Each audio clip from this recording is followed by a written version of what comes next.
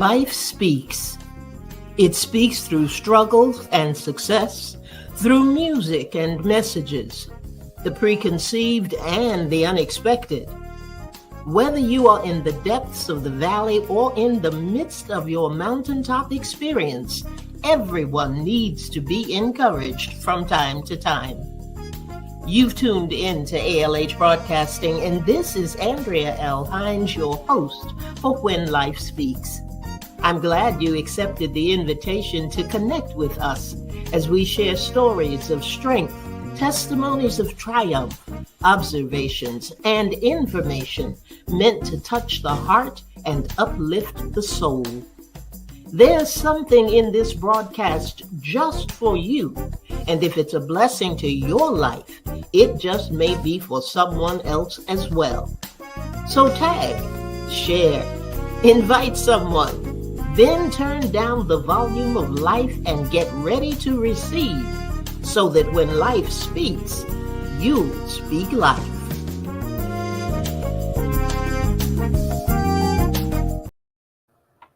Good evening, everybody. This is Andrea L. Hines, and I am your host for When Life Speaks.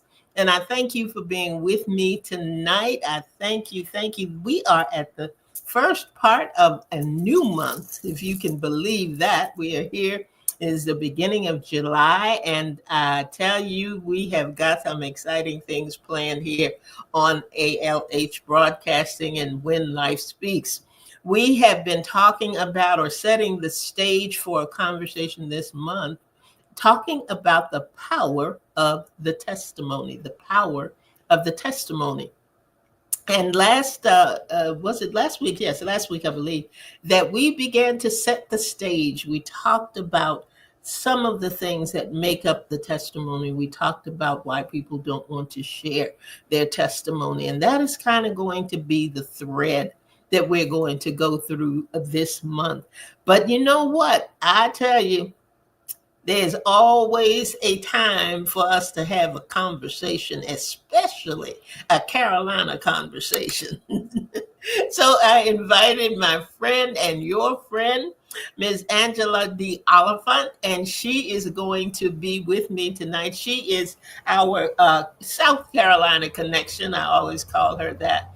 And she's going to be in tomorrow with part 2. We are starting tonight with part 1, and we're going to talk about the power of the testimony. And I'm going to begin with a little bit of poetry, and then we're going to go into my story. Oh my goodness, kind of scary to me. Okay. Hey there, Angie, how are you? I am doing well. How are you? I am good. And I am glad that you are with me tonight. And I know that Angie said she had some questions for me tonight. And I thought, oh, Lord, I started getting scared. I thought, I don't know what Angie O has got in store for me tonight. But we will know in a little bit. Well, Angie, I wanted to start off tonight by reading a little bit of poetry, because last week when we were setting the stage for all of this, someone mentioned the fact that when you have sometimes people are reluctant to give their testimony because, you know, they don't want anybody to know about their issues. They don't want anybody to know the things that they are dealing with. And I pulled this out because I promised that I would read part of it. And it says, all of us have issues. They are a part of life. They're not always threatening, but at times they could cause strife. Some issues are quite evident. They're things you can easily see, but those really aren't the issues that cause pain for you and me. It's the things that never get addressed, the things we don't discuss, the trials we want the world to think would never, ever happen to us. Those secret situations that, if known, could cause us shame, and so we try to bury them, convinced if we don't claim that unresolved embarrassment, it might just disappear. Instead, the hidden things become a breeding ground for fear. That's the enemy's plan, to keep us at a place where we would fold, if the truth were told, and fall into disgrace. He wants us to rehearse mistakes over and over again, believing we're defeated so that we fall back into sin. The devil's an accuser with no power. God is your deliverer, your shield, and your strong tower. If you meditate upon these words, no matter what you do, you'll be reminded there's no issue that's big enough to overtake you. Wow. That's not the whole piece, but that's enough of the piece. Yes, that's like a. you know. And in light of that, when I was talking to Angie O and some of the other listeners and viewers from last week, I said that I cannot ask anybody to do something that I'm unwilling to do myself. So we decided to start off with me. My story with those things that some people may know, some people may not know. And the thing about it is, the thing about the testimony is, it's God writing your story, Yes. really writing your story. And sometimes you think that, well, it's got to be radical. It's got to be something really radical. But it doesn't. It can be something very, very small, and you might think it's insignificant, but it's something that will help someone else because God is moving in your life. So this is a little bit different for me, but we're gonna kind of go back and forth here a little bit. But I'm gonna let Angie start off. Angie said she had some questions, and I had some things on my little piece of paper too, but I think I'm gonna let Angie go ahead. I'll be kind. I'll see what she's got for me, and then I might switch up and say, no, we're gonna talk about this. Yeah, we're gonna switch up and talk about something else. But I'll be kind. I'm being kind. But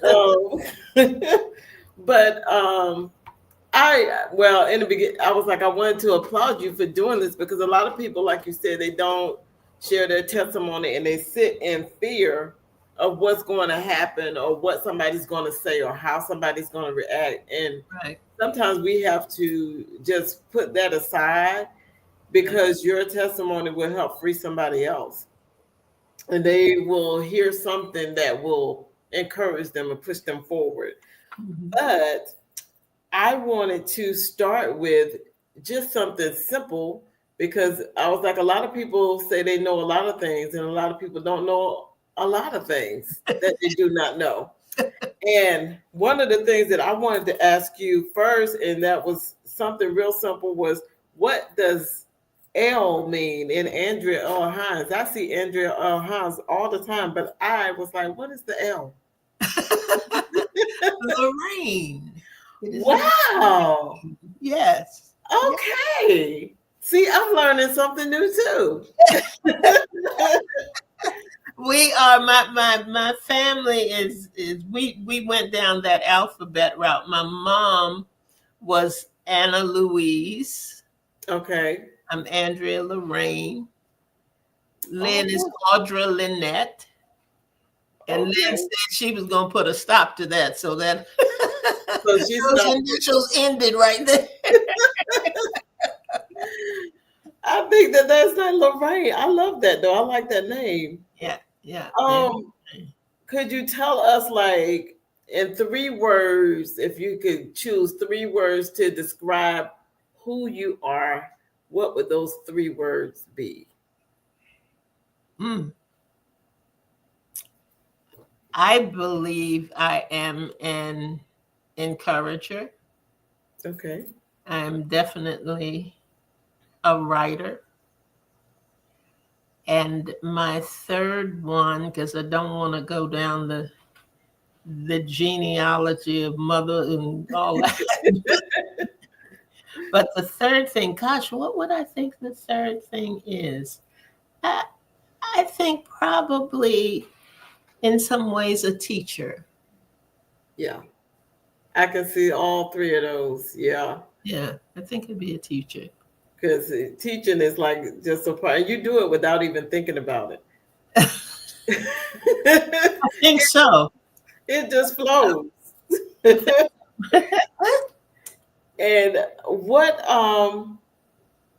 with being like growing up and everything, I was looking at what was your the first memory that you can remember, the first memory as a child. What was that first memory that you can remember back? Maybe like when you were 5 or 6, or maybe even younger, because some people can think back that far. I after about 5, I don't have nothing for nobody. You talking about 5 or 6? I'm trying to remember yesterday. What's your, like your earliest memory of something that sticks out to you? um, I think is my love for my dad. Yeah. I think that would be it, and I say that because I would I do it just about anything to be around him. I loved being around him. So you were like a daddy's girl. Oh yeah, I loved listening to him. Uh, I loved laughing with him. I transferred my high school so that I could be in an area that would allow me to walk to his store. My father was a businessman, and he was one of the first African American watchmakers. So he had his own shop, and I would just go and I would listen to him interact, with customers and Yeah. talk to people and gain their trust and always be, the things that I learned from him about integrity and honesty and those qualities and characteristics came from my dad. But he had an amazing sense of humor. Crazy comes from my dad too. The silly side of me comes from my dad too. So early on, those are the things that I remember the most. Yeah. So do you have brothers and sisters? I had one sister, and she passed. She died from lupus, and she had lupus at a time when they really weren't sure of what it was. Okay. So they were doing a lot of experimental things, and she went through a lot of challenges. One day it was kidney failure, one day she couldn't see, one day she was, and she and I were totally opposite. Mm, wow. Totally opposite. She was the party girl. She was out there. She was hanging out. She was doing anything she was big and bad enough to do. I was sitting over in a corner somewhere being quiet. I tried to stay out of trouble, because I always struggled with and I always struggled with my self-esteem, my self-worth, my value when I was growing up. Okay. So I felt that if I did everything right while she was off doing the things that were giving my parents pause, as they say, then they would love me more. They would pay more attention to me, and those kinds of things didn't happen. But that's where my head So was. that's where your head was. That's what I thought. Yeah. So how were you like in your teenage years? How was comparing to yourself like to now? What was life like for you when you were in your teens? I was very I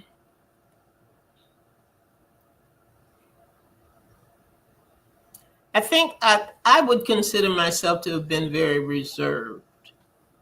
Uh and more of an introvert, clearly more than I am now. Now I don't know whether my friends would agree with me or not, because I remember I remember when I moved here, um, and I was telling somebody that I had a job, and my boss was really kind to me and had said that she liked me being in the office because everything was so peaceful when I was there. She said, "Your presence just brings peace," and we kind of chuckled about it. And he said, "Who was she talking about?" And I said, "She's talking about me." And he said, "No, hey, I mean, really, who was she talking So obviously, my opinion and other people's opinion of where I was at that stage of life probably a little bit different. But I do remember, I remember being afraid. I wasn't a risk taker. I wasn't somebody that would jump out and be ready to do things. I really had a problem with being who I was. I wasn't fond of me. I wouldn't have chosen me for a best friend. Wow. Really, really, my self esteem and self worth, and very few people would believe that now. Uh, Right. but that's just the transformative power of the Father. Because I didn't feel like I had a lot of friends. I just did not feel good enough. And I was always afraid of being alone. Always afraid of that. I didn't want to grow up and not, have somebody in my life or be married or any of those things. But God has a way of doing what he does and changing who we are. He does. Yeah. And since you had brought that part up, I heard it's like you did when you were speaking and you did like a poem where you was talking about marriage and then you said you had found out that that was not for you. Yeah. So you were married before. I was married. I was married very briefly. Um, I wasn't, it was a marriage of tension and toxicity, and from day one, from Wow. day one. What saved me was the fact that I had only seen uh, a good marriage, not a perfect one, but I never saw my parents didn't argue, they didn't fight, they didn't use foul language or anything like that. Um, so I knew that what I was experiencing in my marriage was not the norm, was not the way that I wanted to live. Right. Um, so I got out, and when I got out, I I didn't do like some people do. Well, I'm gonna go back and try it again. No, I was like, Jesus, if I get out of this, I got it. Not for me. And I'm okay with that. I am good with that. And that's not to say I didn't have relationships with people, on Right. and off throughout the years, but I never I I never remarried. I thought about it, maybe a Yeah. couple of times, but I knew that that was just not what God had called me to. And I was fine with that. I couldn't even imagine it. I see wonderful people getting married and wonderful people my age getting married. And I Yeah. applaud them. But no,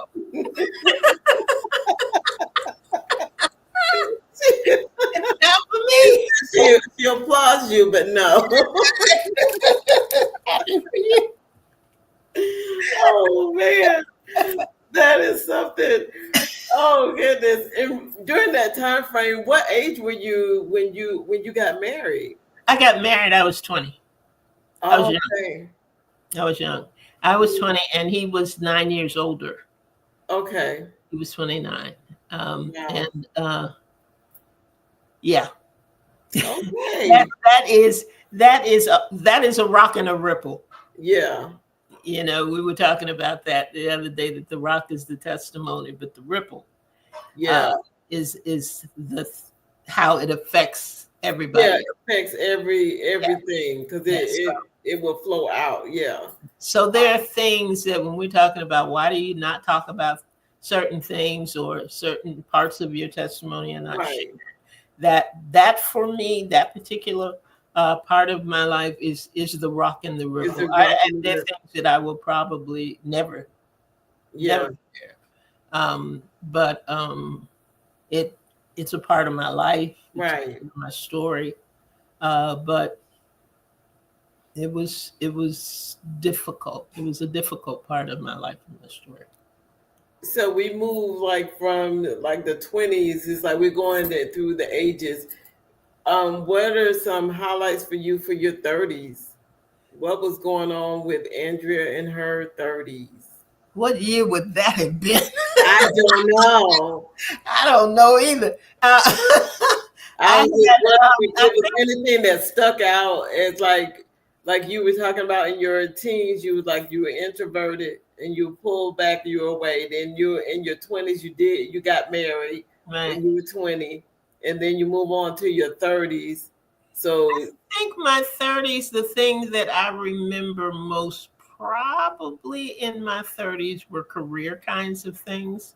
Um, okay, and I had written down things that were, as we talked about the testimony and that the fact right, that there are pivotal things, that things that change you or shift you.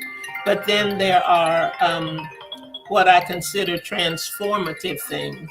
And right, those are the things that really change the trajectory. I'm so sorry, the trajectory of your life. I got into theater. I loved theater. I had a theater company in DC. I loved acting, but I loved it because I could hide. mm. I didn't have to be who I was So you could be another for character. those 2 hours or whatever on stage. I was somebody else, and I loved that. I loved being somebody else. I loved, and when I taught classes, acting classes, I taught my students to build a character from the inside out. If you were playing um, a church girl, um, you didn't start there. Okay, So make up in your mind. Did you have both your parents? Uh, were you somebody who always had a relationship with the Lord? Were you somebody who had a lot of friends? Were you somebody who was always getting into trouble, always looking for themselves, always trying to find themselves? And what that did, if there was ever a mishap on stage, or you forgot a line, or something didn't go right, you could always respond as that character and wow, not think, oh gosh, what do I do now? Because you had built a life. You had actually built a life for that character. So I enjoyed that. I had a board of directors, and I still see some of the people that I worked with on television now in certain things. So yeah, that was good for me. I worked at IBM for a number of years and actually did theatrical things for IBM. But when I think back, Angie, I think back at those times and I think of how unsettled I was.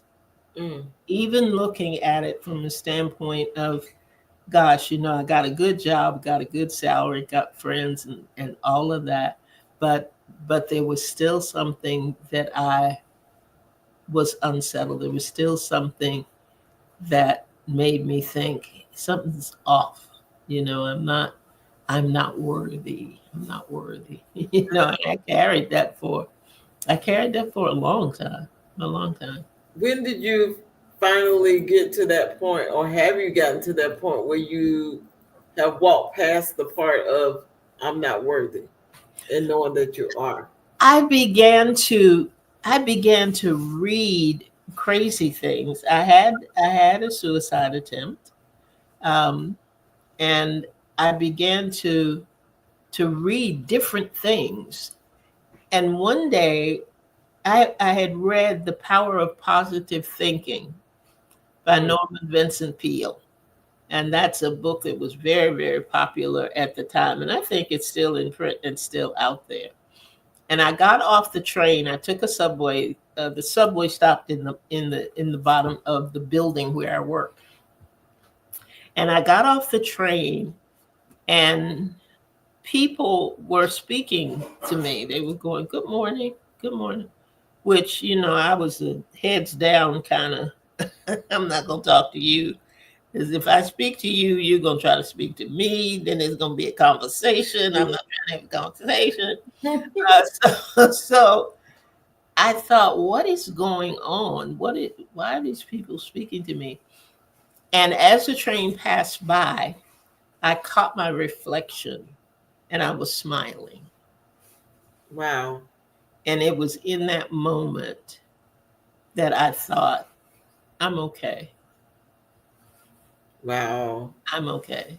Wow. And I took it, all the way there. I began to maintain a posture that, if you don't like me and if you don't care for me, or, because I was always teased as a kid, because I was always too something. I was too tall, I was too skinny, I was too dark, I was always too something, and it was always a negative thing, Always a negative. Yes. negative thing. And when the scripture says, "I am fearfully and wonderfully made." Yes.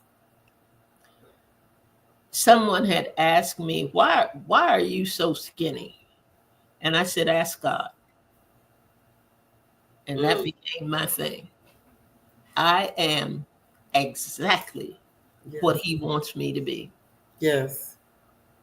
I'm as tall as He wants me to be, as dark as He wants me to be, as skinny as He wants me to be, as fat as He wants me to be. I am His child. I am handcrafted by Him. I am unique in who I am. And whatever it is that I end up doing in this life, it is because He has deemed it to be so. And He's proud of His creation. He's not confused. I may get confused, but He's not confused. And I believe in the journey, um, that I am still a work in progress. I am still growing. I am still learning. I am still developing my relationship with Him. And that's the other thing that people, I think, don't really get where testimony is concerned. Mm. It's about that transformative power of what God is doing, has done, and will do in your life. In Right. your life. And when you look at it that way, it kind of, not only does it take away the fear and the shame and the embarrassment and all of those other things, but it puts you in a place, in a posture of knowing, that whatever it is, whether it is a radical thing or a small thing, He is guiding you to Yeah. what He wants you to say and who He wants you to say it to. As we're always talking about, well, I don't know who to tell my testimony to. I have to be careful, and we do, Right. and we Yeah. do, because everybody's not ready to accept or receive what it is we're saying.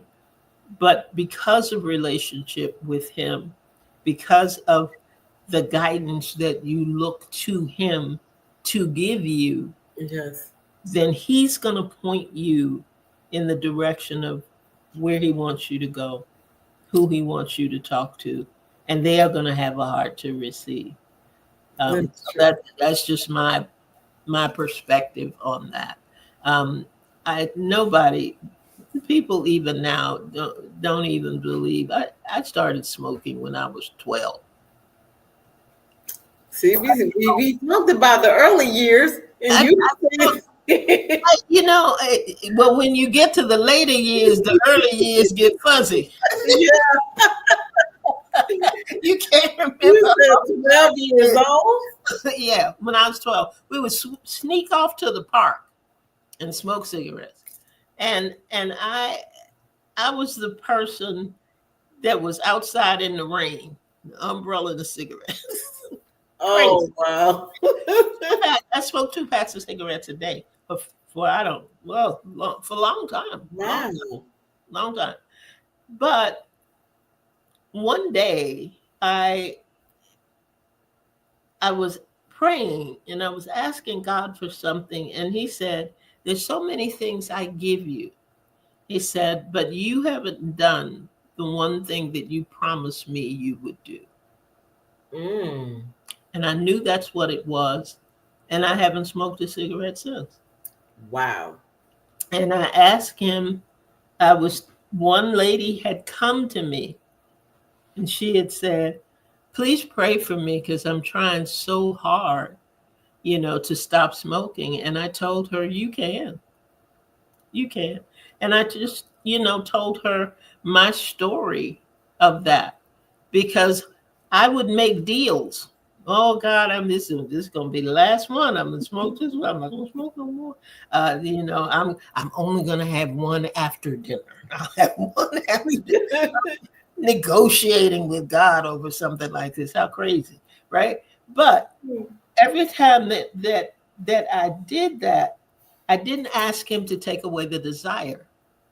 Wow. And Okay. this time I did. And at, I I don't even think about it. I can be in a room full of smokers and I have no No desire to. desire at all. Mm-mm. But I used to. I mean, I fought, and nobody could tell me anything. Nobody could tell me anything. The kids would tell me, please stop smoking tomorrow. maybe tomorrow,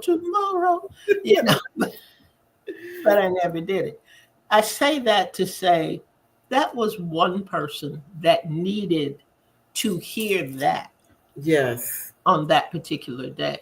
It Yeah. wasn't something that I needed to stand up in front of the church and say, I've sinned because it, it wasn't that. So there are things in your journey, there are things in the issues that you have, there are things in what happens within your life Yes. that are one-on-one kinds of things, and some are more public kinds of things. But he will guide you. He will always guide you, and he will always direct you in terms of what those things need to be. Wow. When did you develop, and you say you're still developing, but when did that relationship start with the Lord? That was my trajectory testimony. All the other things, with cancer, he's healed me from cancer and just the addictions and all of those things. I moved to North Carolina.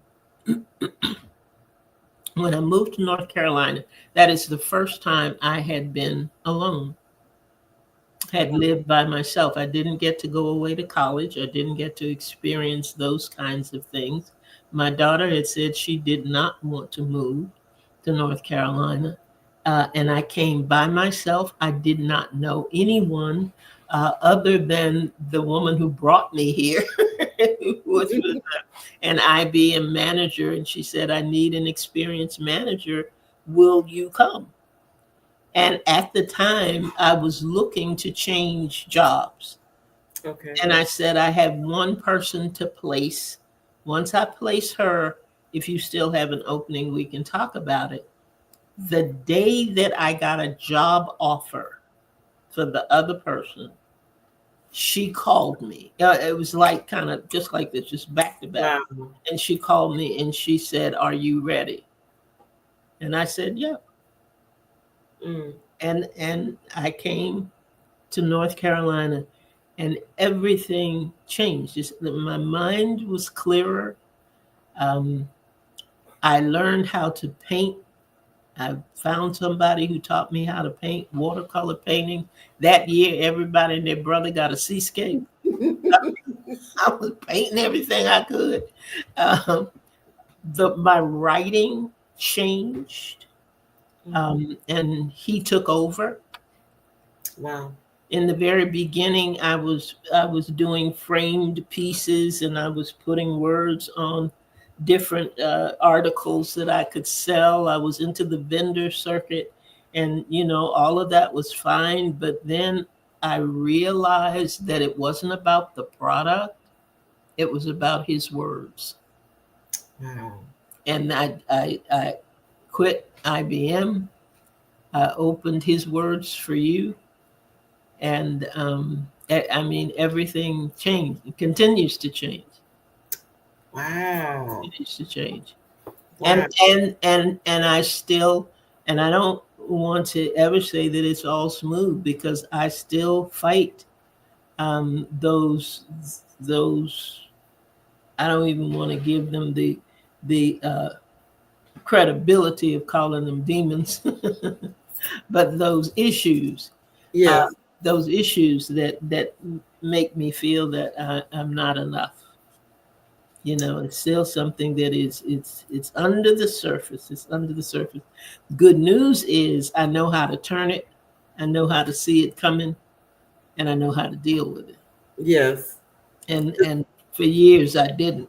I mean, I would, when I would spiral down, I would go down that rabbit hole, and I'd stay there for a while. But I see it. I'm not ignorant of his devices. Right. I see him coming, and when I see him coming, I can tell him, not today. Yes. We're not doing that today. Yes. Not having that today. No, I'm fearfully and wonderfully made. I know who I am. I know whose I am, and I know that in spite of whatever the difficulties are, He has still got me. That in Yes. spite of the challenges that come my way, He is still God and God alone. And I will talk myself up out of that pit. If that's what I have to do, that's what I have to do. But am I where I was? Absolutely not. Am I yet where He wants to take me? Absolutely not. Mm. I think that there is more for me, and I think it is more for everybody who gets to open their eyes every day. Yes. Yes. If you got to wake up today, there's something. And There's no matter what you are lacking, there's still something. yeah. There's something on the other side. And we need to learn. I continue to learn to rest in Him. I continue to learn that when I get up in the morning, I will say, what's up? What we doing today? We're doing. What we doing today? We gonna write something today? What we gonna do? You know, what is happening? Who we gonna pray for? What are we gonna look at? What are we gonna do? And not be.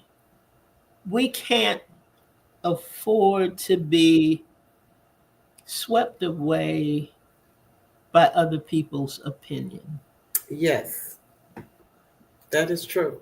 And I think that's the thing that I continue to learn Yes. and continue to be guided by. Is the only opinion that matters to me is His. Yes.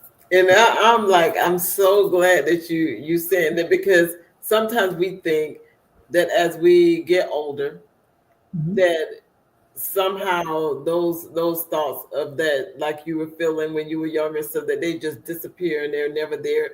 But the way you're speaking now, it's like, yeah, it may show back up, because the enemy may come right back around with that same thing to Yeah. try to get you down. But now it's like I'm equipped to deal with that, Mm-hmm. and I Mm-hmm.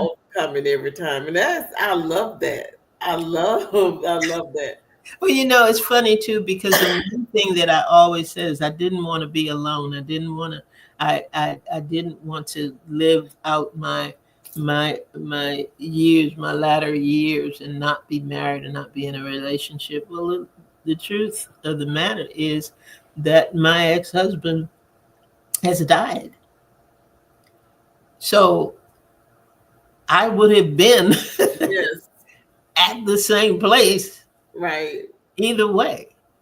You know Yeah. what I'm saying? Yes. So I can't spend too much time in my head. Right. And that's the only way to put it. I cannot spend too much time in my head. Yeah. I have been through a lot. I've been through a lot. I haven't been through a lot of hard things like a lot of people have. Um, and I'm grateful for that. I Yeah. am grateful for that. But it doesn't mean that my life is any less important, Right. or that my testimony, or that my story, or that what I'm dealing with is any less important, because I believe that the connectivity that he has between each of us and the people along our path is necessary. Yes. Is Yeah. necessary. Even if that is one person, even if that's just your neighbor, even if it's somebody that you work with, whomever it is, and whatever the situation is, he planned it, Right. he has prepared you for it, and you are exactly what is needed in that moment, Yes. at that time. At You, that time. little old you, Yeah. you with your issues, you with your testimony, you with whatever it is that he has designed for you, because you never know. You just never know. I've had people call me when I was selling framed pieces, and I had a lady call me, and she just left me a message, and she said, "You don't know me, but um, I I bought a piece from you to my brother." She said, "My brother and I have not spoken for years." She said, "But now I think our relationship can be mended." Wow. I don't know this woman. I've never met her, and probably never will. But to me, it is a testament to obedience. Yes.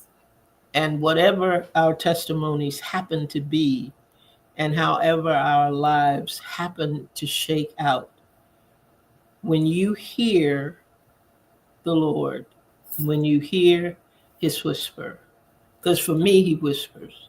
I don't know how he talks to anybody else. I thought I was missing him because he didn't sound like Moses in the Ten Commandments Yes. In the Ten Commandments. at the burning bush. I just get this is, but it didn't happen that way. He whispers, he speaks to me very softly, and I try my best. I try my best to be obedient, because it may not make sense to me, but Right. there is purpose. Yes. Whatever he's telling you to do, there is purpose, and it may not come then, Right. may not come then. Going back to early years, going back in the years of theater and all of that, I had a desire to narrate children's books. Have never done it, but I did go to broadcasting school. Yes. When this opportunity came around, Angie, I had totally forgotten that I had gone to broadcasting school, Broadcasting because it school. was so long ago. But he used what he put in me Yeah. then to do what I'm doing now. What if I had not been obedient then? Yeah. I didn't see this. I didn't see this in my future at all. And when it happened, I wasn't looking for it. Right. And then what I heard a minister, and I'm not going, I don't know which one it was because I listened to different ones, but they were like, God doesn't waste anything. No, absolutely. He doesn't waste a thing. So Absolutely. everything that we're going through, everything that's been happening, everything that you went through, and the different things, it was for a purpose and for a reason. And I love the fact that you said sometimes part of that testimony is for that one-on-one. Yeah, It's just for that person. just for them. And Just you don't have to broadcast everything and put everything out there for everybody, because everybody's like, well, I need to share my testimony. But you will be more effective with that one thing, with that one person, than sharing it with millions yeah. sometimes. And it's funny because I was reconnected with a friend from high school, and I don't think I've ever come across anybody else from high school. But when we talked, she said to me, she said, "Oh, we got into so much trouble," and I thought, "We did."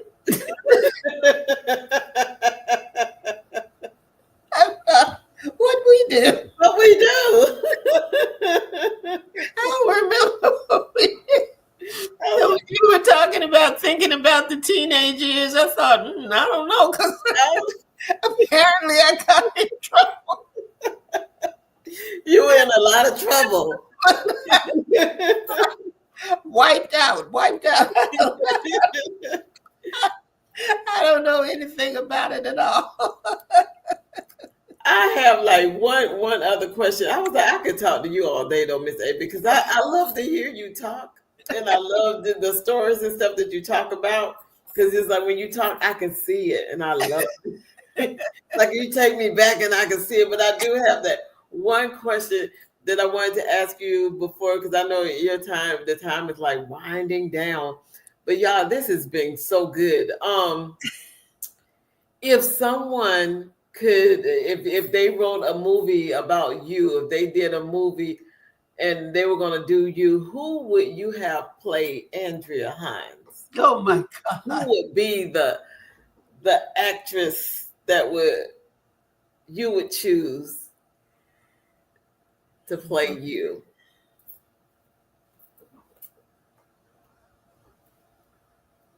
Gosh, I don't know. I don't know, and the reason I'm so confused on it is because I cover so many decades. I don't know whether you talking about somebody current, you talking about somebody older, you talking, I don't know. And the person that really sticks out to me is Ruby D. And that's an actress that a lot of people don't even know Yeah, but I do. from back in the day. Back Yeah, in the day. yeah, But probably Ruby D. And yeah, and I say that because she had a demeanor of poise and of yes, strength. She was quiet, but she was powerful. yes, And her acting, she was able to create those personalities and those characters, yes, so that you didn't see her anymore, yeah. but you believed the character The that she character. played. Mhm. That is amazing. Oh man. Like I said, I could talk to yeah, I could talk to Miss A all day, all night. We could just go on and on and on. But the show only lasts for a little while. So I got some highlights tonight. Well, Angie, as we flip the script tonight, I thank you for being a part of the Carolina conversation, and you came up with some questions that I really was not looking at or thinking about. You made me think about a lot of things in my life, and for that, I am grateful. I am grateful that we are able to have this platform and have this time together. And I invite everybody to Whole and Beautiful tomorrow. Yes. Tonight you were on When Life Speaks and you got to hear a little bit of my story. And tomorrow you're going to hear a little bit more about Angela. Yeah. And I asked her, and I hope that she will do part of it, because there are some segments with this that are important. I have someone who's going to be joining us later in the month, and she's going to talk about It's Not Over. So that's something that you want to come on and hear about her journey. Um, and I wanted to had asked Angie to really talk about life after divorce, Yes. which she has agreed to do. So we're going to tap into that area because I think that there is those testimonies through marriage, not just my own. But with other people and marriages that end in grieving and loss and all of those other things are part of a lot of people's journey and Yes. a lot of their testimony. And I think that it would be helpful. And I'm thinking about some of the questions that she asked me. So trust me, you will not get off lightly tomorrow, ma'am. Got I'll something be for you. ready. I'll be ready. So I hope you guys will come back tomorrow. I hope that you will be with me this entire month because there are some things that God has done with us. I always say with us, to us, and through us that are not just for us, Right. but it is for those around us as well. So I hope that you will come back and be a part of what's going on here at When Life Speaks, Whole and Beautiful, and ALH Broadcasting. But for tonight, I thank you, Angie. Thank you for I don't know, I can't call you the host, but thank you for helping to take me through my journey tonight. And I hope that somebody will be blessed by the things that I have uh, been through. And am glad, so glad that I am still here to impart and to encourage and Yes. to do whatever it is God has for me to do. So that is it for me for tonight. That is it for us. I hope you will come back tomorrow and we will pick up part two with Miss Angie O on Whole and Beautiful. And until that time, you have an absolutely amazing evening. Yes. And again, thank you so much, Angie. And we'll see what else God has up his sleeve. Yes. Good night, everybody.